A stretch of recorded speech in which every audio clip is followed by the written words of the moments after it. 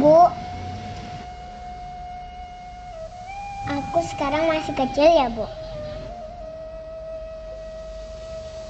Aku belum bisa puisi indah buat Ibu.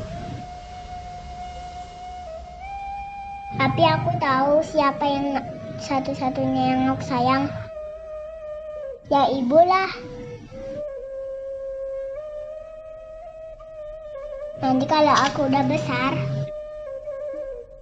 Ibu tetap sayang sama aku kan ya? Iya, Bu. Aku tahu Ibu susah melahirin aku. Karena Ibu aku ada. Maafin aku ya, Bu. Juga cengeng. Jika melawan perintah Ibu. Aku janji mau jadi anak yang soleha. Aku rajin belajar biar sepintar. Aku mau banyak deh supaya Ibu bangga. Tapi kalau aku udah besar dan masih belum bisa seperti yang Ibu mau, Ibu masih sayang aku kan, Bu? Ya, Bu. Aku sayang Ibu. Ibu tahu kan? Allah juga tahu.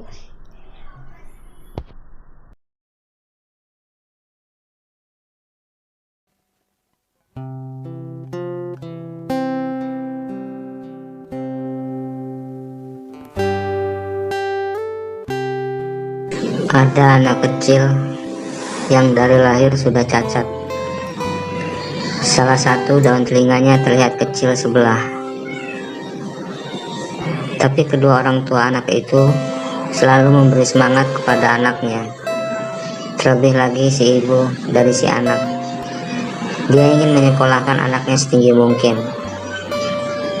Tapi suatu ketika si anak pulang sekolah dengan kondisi seluruh bajunya kotor. Dia menangis terisak karena habis berkelahi dengan kawan-kawan yang mengejeknya. Si anak sangat malu dan tidak ingin sekolah sampai kapanpun. Dia trauma berjumpa dengan orang-orang yang bisa menghinanya kapan saja. Kejadian itu justru membuat ibunya yang sangat sedih, murung dan terpukul. Akhirnya dia lebih banyak menghabiskan waktu untuk menjaga anak dan mengerjakan pekerjaannya di rumah. Sampai-sampai tidak memikirkan penampilannya lagi. Rambutnya yang panjang dibiarkan tergerai tak terurus.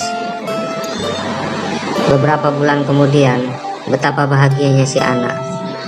Karena ada orang baik yang bersedia memberikan sebagian daun telinganya untuk disambung.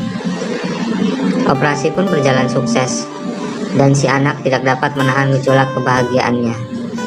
Kedua orang tuanya pun sangat senang melihat anaknya kembali tersenyum. Tapi si anak penasaran dengan siapa orang baik itu, yang ternyata jawabannya justru membuat si anak berbalik menangis histeris.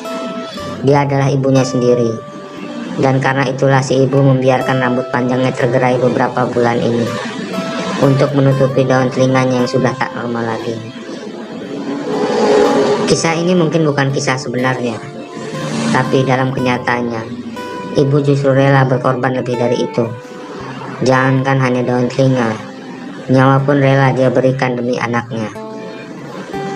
Kita yang punya ibu pasti menyadari itu.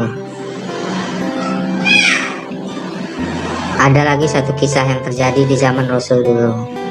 Secara umum kisah itu menceritakan tentang seorang anak yang sangat baik dan soleh. Semua orang menyukai sikapnya itu. Dia disenangi banyak orang. Tapi suatu ketika anak tersebut sakit keras. Tabib mengatakan nyawanya sudah tidak dapat tertolong. Namun sedihnya dia seperti sengsara untuk mencapai sakratul mautnya.